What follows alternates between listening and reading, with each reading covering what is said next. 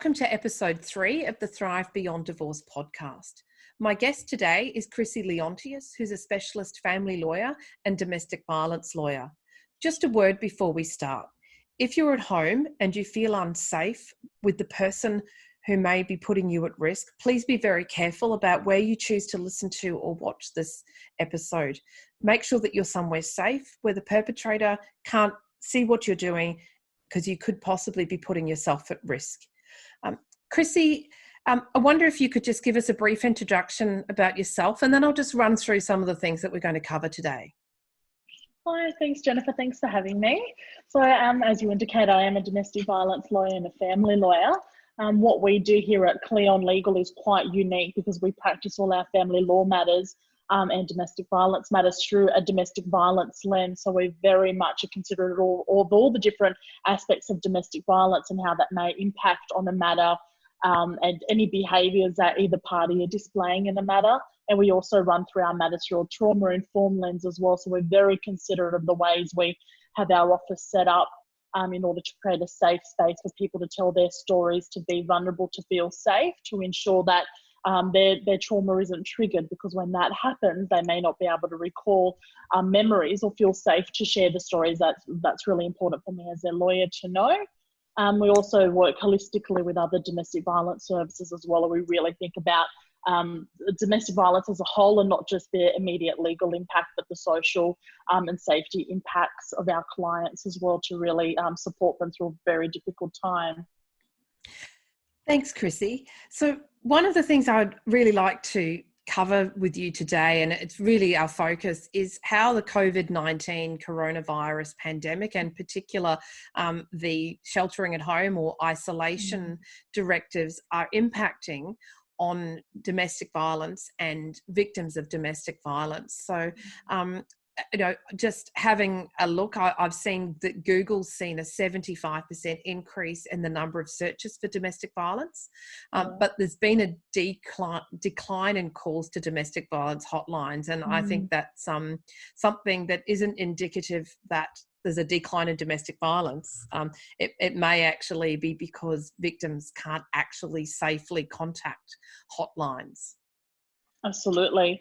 We know, for example, that the time for a victim of domestic and family violence is the time of separation, because there's a sense of loss of control of the perpetrator and it puts them at most risk of being killed. So when we look at it, when they're in the same space, living under the same roof, if the perpetrator was to find out that the victim was trying to access safety advice in relation to leaving the relationship, leaving the home, or obtaining legal advice, that could certainly put them at much higher risk of increased violence, abuse, or even death. So it certainly makes sense that we're seeing a decline in victims reaching out for help, because they are in isolation, they are trapped, and they would be perceiving that that's much very unsafe for them to be reaching out in the event that the perpetrator heard or learned of that attempt to escape. Yeah, and we might talk a bit later about some of the ways that victims can obtain help during this time. But I really just want to focus at the moment on the risk factors, because you've just really highlighted that the situation in which people find themselves at the moment is heightening those risk factors. And I just wonder if we could just talk about some of those. So isolation in particular. Well, isolation is always a risk factor, and it's a behaviour that we see perpetrators use to have power and control over victims, to keep them away from their support networks, their family, their friends, even work as well. And now we've got the situation where that's still the case. The perpetrator tries to use isolation, but now it's also been forced upon them as well, that they are in the home, physically away from their contacts, from their support network, and away from work colleagues as well, who may be able to pick up on a daily basis that something's the matter. They could ask them a question, or the victim has the ability to speak to other people. So isolation is a huge risk factor at the moment. We're seeing people trapped under the same roof as their abusers, and this is just really unprecedented. It's a very dangerous time for victims of domestic and family violence.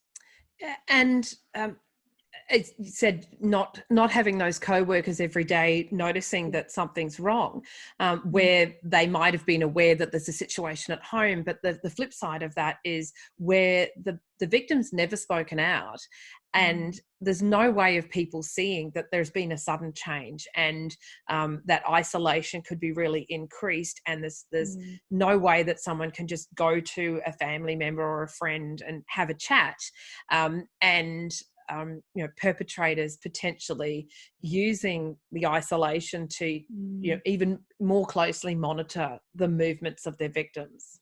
I think perpetrator surveillance has never been so high or so dangerous before. It's increased. That surveillance over their victim, their spouse, the partner, has certainly increased. Yeah, and you talked about that, the power and control and that surveillance. And what do you think COVID-19's impact on that is?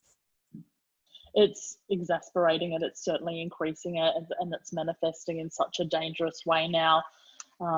Whereas before, the victim may have had an opportunity, like we said before, to go out, seek services, speak to people, remove themselves from that home. The isolation now is just this increased risk factor for them. So it's certainly having a massive impact on them. Yeah, and we know that the most serious forms of domestic violence are really underpinned by this need for a perpetrator to have power and control, and that's really at the crux of domestic violence. In an earlier podcast I did, we talked about the locus of control and how people are really feeling right now that they've lost control over what they can do, their movements. There's so much uncertainty. And I wonder if you had any comment to make about how that loss of control generally in life might be translating with domestic violence. Yeah, and I think it's a good example because often, and this is why we can never label domestic violence as behavioural or psychological, because we know perpetrators that use domestic violence are using it in the home. They're not using those violent, intimidating behaviours in the workplace or out in public. So they're choosing those behaviours. So that's what we know about domestic and family violence, power and control. The power and control is over their spouse. They're not necessarily using that in other parts of their life. But now if they do have the sense of a disempowerment because they've lost their job, or they're just feeling that general disempowerment that most of us are feeling because COVID's made everything feel so out of control, but then now that their behaviours to have power and control will increase over the victim, it is giving them more of a sense or a desire to have power and control. So that could be another driver. It's just another way of looking at it, that it certainly could be increasing their sense of ownership of their spouse and partner and wanting that power and control in the home. And when we look at it through a gendered lens as well, male violence against female, that sense of their female spouses being possession, but that's another way that we can analyse it as well. It's that stronger sense of I want control of you, and I'm entitled to have that control over you as well. Chrissy, working from home, we're all doing, and now we have home learning thrown in the mix, and a lot of potential there for conflict, loss of control, and the lack of the ability for someone to take a pause outside of that situation and get themselves into a safe space for someone to simmer down. How have you found that COVID-19 has changed the ability or ways in which victims seek help from you? It's becoming much more difficult. We found before in the past when they were still living under the same roof and they were coming to us for domestic violence related advice, they could contact us in their lunch break at work or on the drive to school or the drive home from school or some other pickups where they had some safe time away from the perpetrator, away from the home. But now we're seeing logistically, it's very difficult for victims to be able to contact us safely because they're working from home, they're living under the same roof.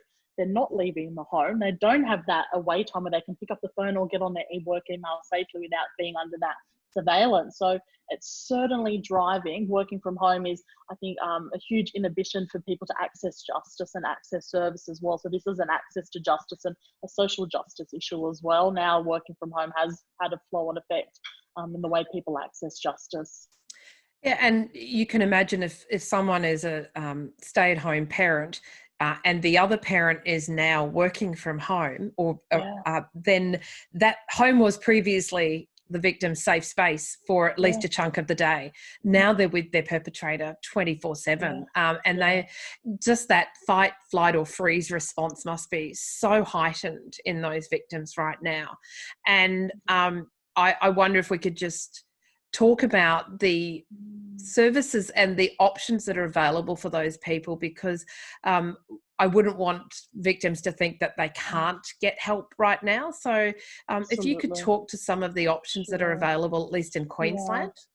Absolutely. We do want victims to know that help is still available. Our courts in Queensland are still running, albeit they're doing it virtually as well. Domestic violence services are still open, and I know the one here in Townsville, they're still doing face-to-face contact, and I imagine in Brisbane it will be similar, particularly in very urgent situations, there would be face-to-face available. Our women's legal services are still operating, yes, operating virtually, but that service is still available.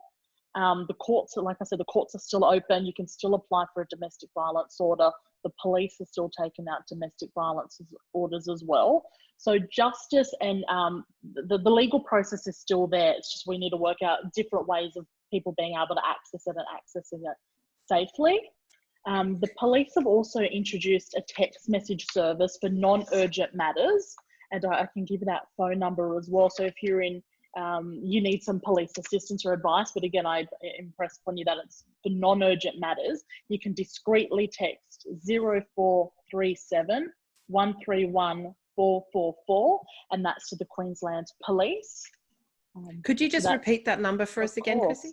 It's 0437 131 444. And there's also 000, which is, if anyone is ever feeling unsafe, you should definitely call 000. Yes. Do not hesitate. People, I think, sometimes victims have had their self-esteem so eroded that they think maybe my situation is not bad enough. Please don't ever think that.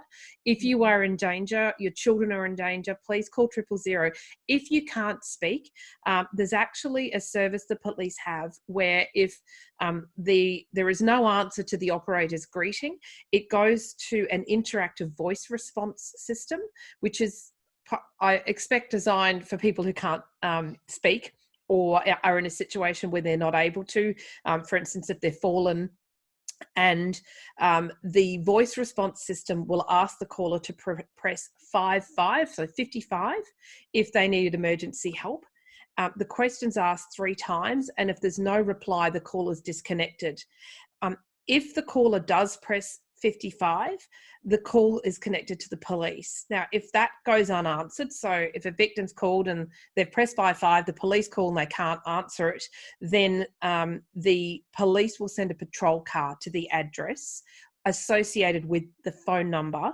So that's the billing address. So it's really important that people make sure they've updated their billing address with their mobile phone provider so that if they need to use that service, they can.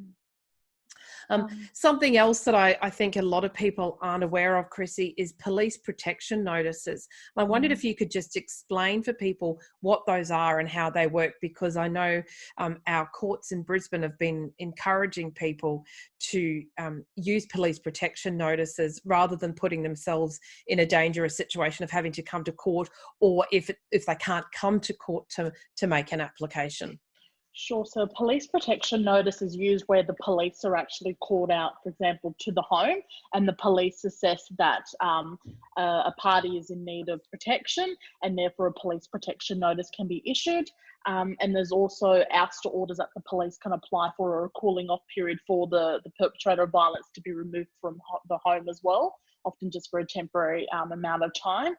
I guess in COVID now that is becoming more difficult as well, because where does the perpetrator go in that instance?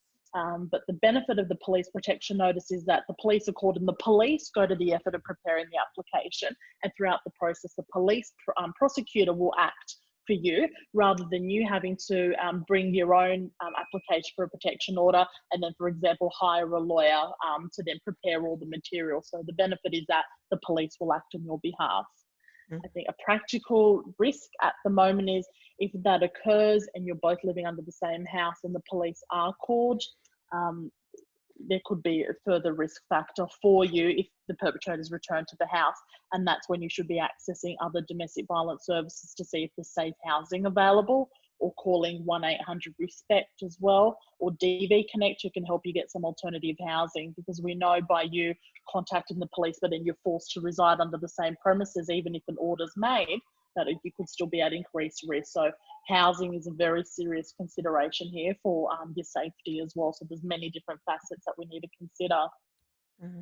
And I was reading the directives from the Magistrates Court, and for the urgent applications for protection orders, they're encouraging people to go to the police and ask for a police protection notice. So you don't necessarily have to get the police to come out to your house. If you can get to a police station, then the Magistrates Court is certainly encouraging police to apply for those notices to protect people, because I think there's a real awareness amongst our magistrates that this is an increased time of risk for domestic violence, and it's playing out around the world. There was an increase in domestic violence in China as a result of their lockdown, so it's not an isolated situation at all. No.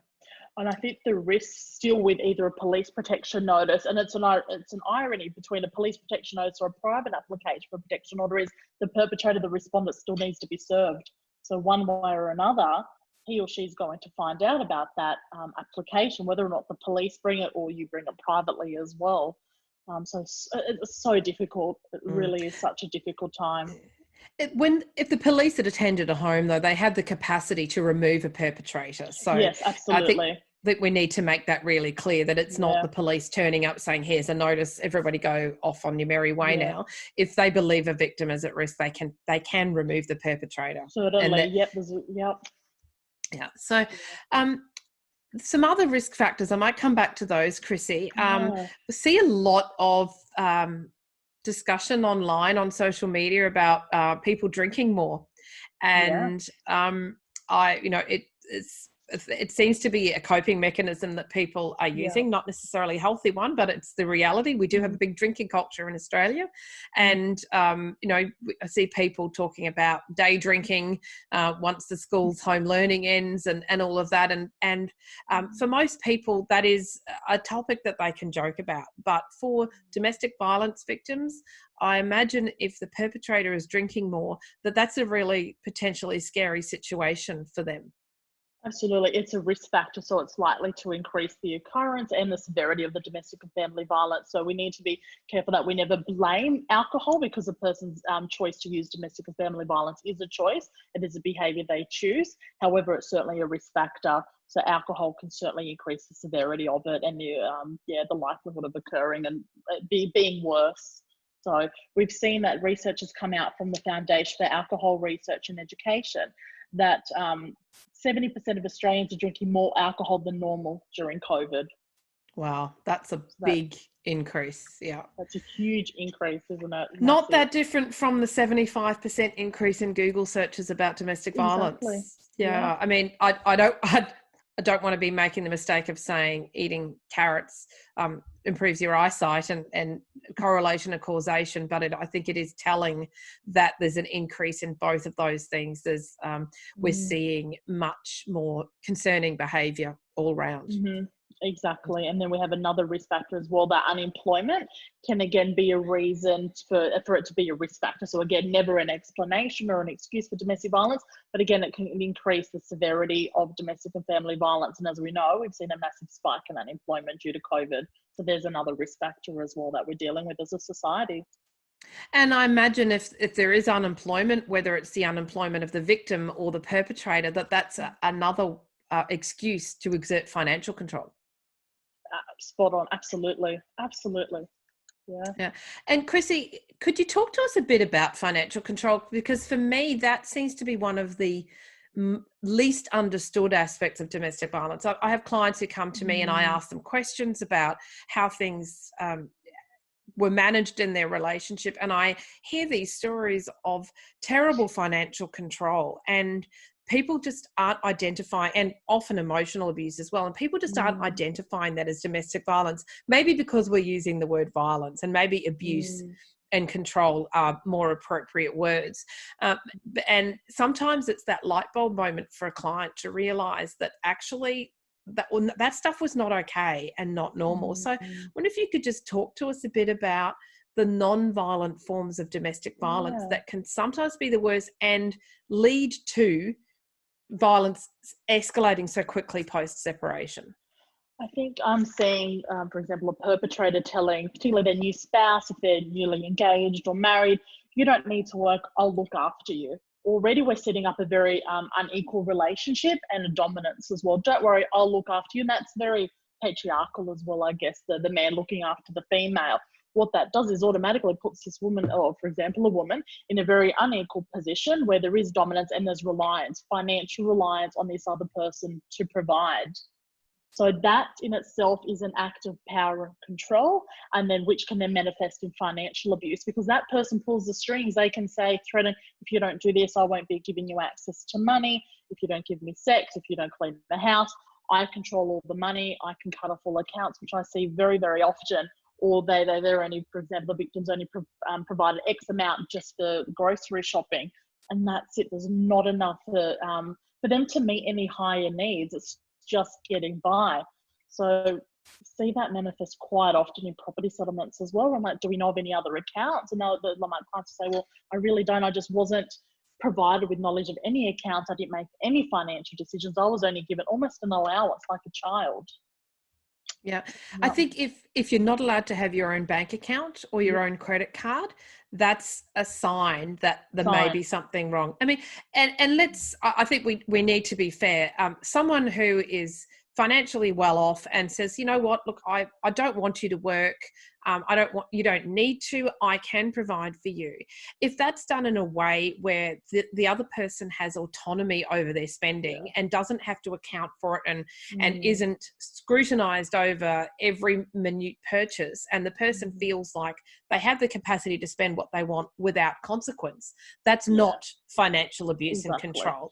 I think we need to be really careful. But if there's, line by line scrutiny of what you've spent and criticism, asking for receipts for absolutely everything, there's a difference between budgeting and scrutiny. And I think we need to, people often don't understand that there's a line that's crossed, and it's about where one person has control and the other person doesn't have autonomy. Exactly. And that's when we assess a relationship. Was the relationship equal in all other ways? And was it equal in terms of, like you say, accessibility, knowing the PIN codes, having access to all the cards and being able to spend? That's very different to not knowing the cards, not having a PIN and being given an allowance, being told this is all you can spend and transferring X amount or giving only a cash payment. That's very different too. One person's working, looking after the family, and the relationship is equal. It's not unhealthy. There's not a power imbalance in any other ways. And that is very different. Yeah. And leading on from that is, in terms of being able to have employment, is where pregnancy is used as a form of control in a relationship. And we often see that domestic violence actually peaks during pregnancy as well, and at the time of a baby being born. So that pregnancy is actually another risk factor. It's one of the most dangerous times, through evidence for women as well. And people using pregnancies, keeping people pregnant, multiple pregnancies, so that they can't be independent, so that they just become increasingly reliant upon the perpetrator. Exactly, absolutely. And that's the difference, I think, when one person creates a reliance sort of relationship where they have to rely on you, that's when we're looking at, that's a red flag for financial control or financial abuse. Yeah. Chrissy, I wonder if you could talk to us about the ways that you've seen co-parenting during COVID-19 being used as a form of domestic violence. You and I were having a chat offline about that. And I think that that's something that people might not really be turning their minds to at the moment. And I just wonder if you could talk with us about what you've seen happening. All inquiries to our office where one person has been withholding, when we've looked at that relationship, there's been a history of domestic and family violence and controlling and coercive behaviours. For example, I'm not allowing you to pick up little Johnny, for example. I'm withholding, and we've heard in some instances for 6 months. So I'm withholding little Johnny for 6 months. So when we analyse the previous behaviours and the relationships, we see that can be an act of intimidation, control, forcing the other person through the justice system, which could be systematic abuse as well. So it certainly is an avenue where we're seeing it manifest in a very different way, in a way we haven't seen before. And there's also been some research that came out overnight. The Guardian yesterday, in an article, identified that so Women's Safety New South Wales have done some research, and they indicate that some fathers are using the lockdown, as I said, to refuse handover of children, and some are demanding the children to come to their home when the father has flu-like symptoms, the program coordinator said. And another domestic violence court advocacy service worker told researchers that mothers are forced to send children to fathers due to family law orders, and being unable to, or finding it difficult to vary the orders due to court representative restrictions, or I guess the sense of there being restrictions as well. And this organisation said out of a survey of 56 domestic violence workers, 40 reported that they had already seen an increase in clients who were experiencing issues in relation to child contact. That's a big, big number. And unfortunately, we know there's delays with the courts because they're having to do things differently, the family law courts. And for someone to have to try to bring an application for the return of the child who should be with them, that's a massive thing right now. Massive thing, and financially, if they need to fund a lawyer and they're already in financial difficulties because they may have lost their job as well. So people are feeling really disempowered and feeling very stuck. Yeah.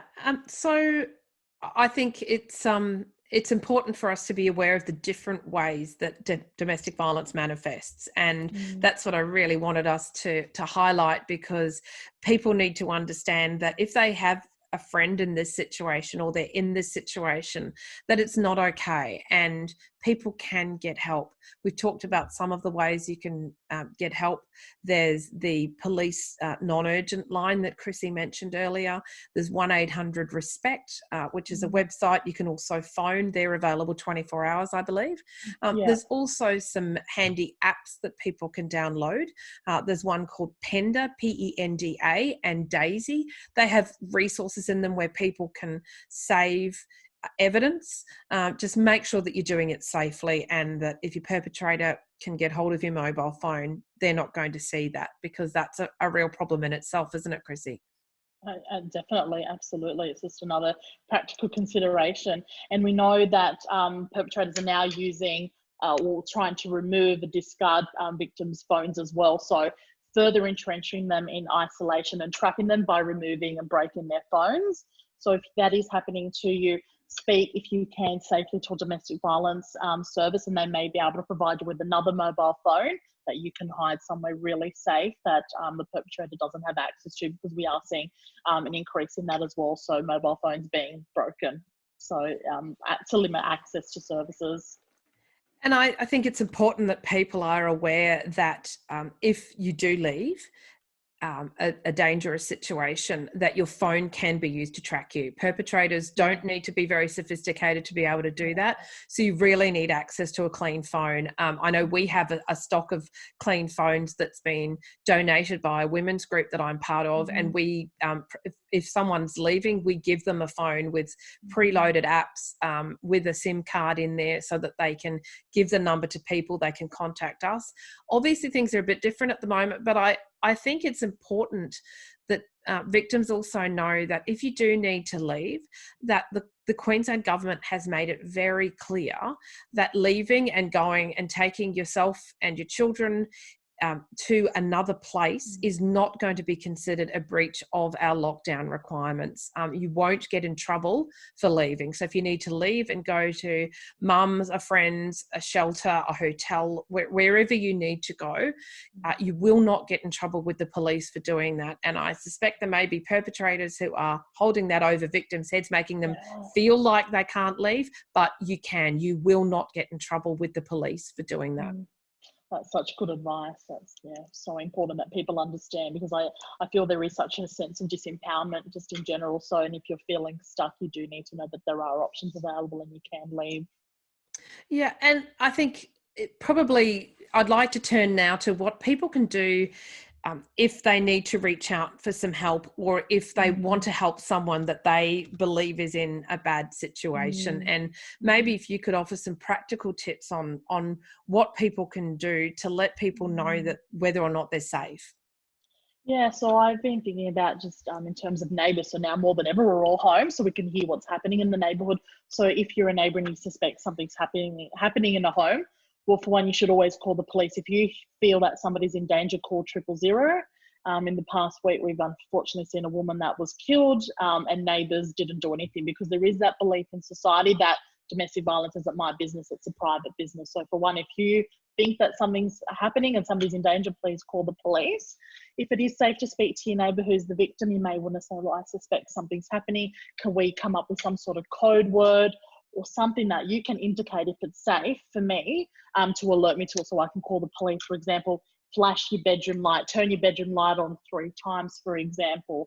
Or if they can arrange some sort of text messaging system that wouldn't indicate that they're in danger. For example, we've seen on Facebook groups, like, I have this makeup line available at the moment, are you interested? And that indicates I'm in danger, can you call the police? So if you're a neighbour, be kind, be compassionate, talk to this person if you can see them while you're doing the bins, for example, without judgment. Be kind and empower them to say, how can I help you? Can you give me some tips on how I can help you as well? Yeah, and family members who might otherwise have caught up with their other family members in person to ask them, there's still ways that they can help. For instance, during a phone call or a text message, they could ask an innocuous question, bearing in mind that the perpetrator could be listening in or reading the phone, a legitimate innocuous question, and the answer to that question could tell the family member who's checking on the victim whether or not the victim is safe or not. Could ask about, I need some ideas for dinner tonight. What do you reckon I should cook? And beef might be, I'm safe, and chicken might be, call the police now.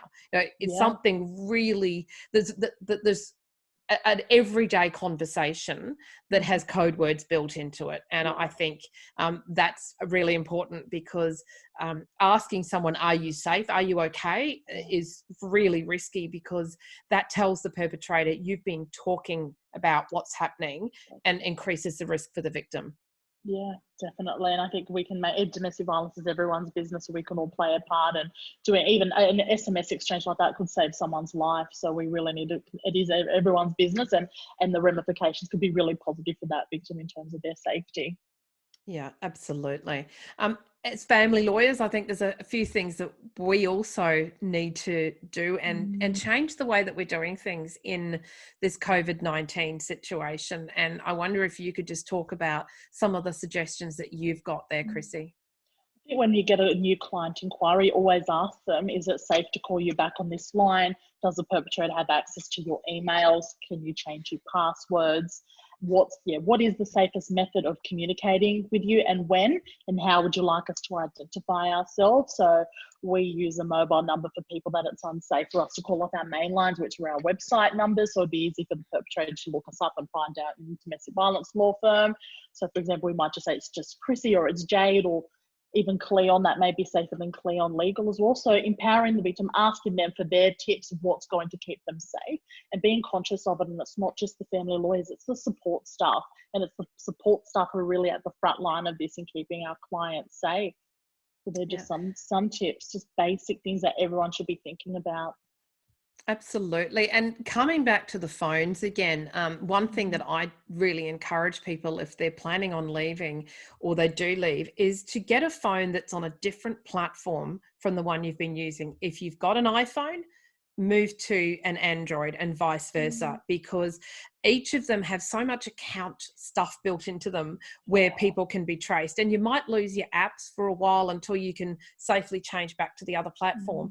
But things like your Apple ID or your Google account, they're all inextricably linked with your mobile phone, and just breaking that connection makes it so much harder for the perpetrator to find you. But what people often forget about, and I've been told by a colleague of a horrible situation where the victim did everything they could to be safe, but the kids brought their iPads and the kids turned them on, and then the perpetrator was able to trace the victim because of that. So just being really conscious of all of those things, and just making sure that there's those devices we've got a situation now where the government wants us to download a tracking app so they know where we are, and there's concerns about the safety of that. That's the kind of safety concerns that domestic violence victims live with every day. Every single day, that's right. That sense of being under surveillance and being under surveillance as well. It's horrifying. It's really scary. Well, Chrissy, today was a difficult topic. It's not a good news topic, other than to say that there is help out there, but it's a really important topic because you really highlighted a few minutes ago that domestic violence has traditionally been treated as something private. And people say, there wasn't as much domestic violence in my day and we just sorted it out. No, there was. It's just that people didn't talk about it. It's time to bring it out of the shadows and to recognise it for what it is, and that it is a choice of a person. We can't blame mental illness or alcohol or unemployment or any of those other things. Yes, they increase the risks and they might increase the severity of the violence, but they're not the reason behind it. And I think it's really important that we do have this conversation, and that people, men and women around Australia, understand that we've got to be talking about this, and we have to be asking people if they're okay, particularly during COVID-19. Exactly. And also I think that we don't forget our own privilege as well. I'm seeing the hashtag stay home just trending everywhere as well, and just being sensitive as well in terms of using that on your social media as well, because somebody that's living under the same roof could almost feel a sense of guilt, or that could be a reason for them not leaving as well. Like you touched on before as well, you are allowed to leave. If you're unsafe, you can leave your house without getting in trouble. So just small things like that as well, because that could go into someone's conscience and they feel that they can't leave. I need to stay home. That's the trending hashtag. But don't forget our privilege as well in being safe and being home. Yeah. And always, if you're not sure if what you're experiencing is domestic violence, 1-800-RESPECT are a great service that you can talk to, and DV Connect is available. They have both a men's line and a women's line, so that regardless of your gender, you can get help if you're a victim or a perpetrator of domestic violence. Well, Chrissy, thank you so much for speaking with me today, and hopefully we'll be able to catch up in person sometime soon. But in the meantime, thank you for all the great work that you're doing to help victims and keep people safe during this time. Thank you so much for having me. I hope it was really helpful. Thank you.